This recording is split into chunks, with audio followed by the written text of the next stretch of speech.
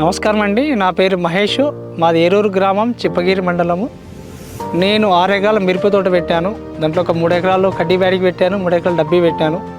3 ఎకరాలు 6 ఎకరాలకు కానీ చెట్లు ఏమి ఇంప్రూవ్మెంట్ కాలేదు. ఇంప్రూవ్మెంట్ కాకపోతే ప్లాజం ఫస్ట్ రౌండ్లో కొట్టాను.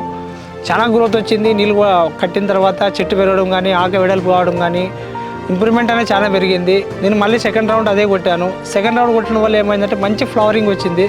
ఫ్లవరింగ్ అనేది రాలిపోకుండా దానికి అట్లా కాయగా పింజిగా దిగడము, మిరపకాయగా పింజి కావడము, తర్వాత కాయ కావడం, దాని తర్వాత దాన్ని మొత్తం కాయగూడ క్వాలిటీ కింద మనకు ఇంప్రూవ్మెంట్కి చూపిస్తుంది. కాయగూడ మంచి క్వాలిటీ ఉంది. నాకు బ్లాజం కొట్టడం వల్ల మంచి ఉపయోగం జరిగింది. దానివల్ల నేను ఏం చేశాను, అప్పటి నుంచి ఇప్పటి వరకు మన కిసాన్ వాళ్ళ యొక్క సజెషన్ ప్రకారమే మందులు వాడుతున్నాను.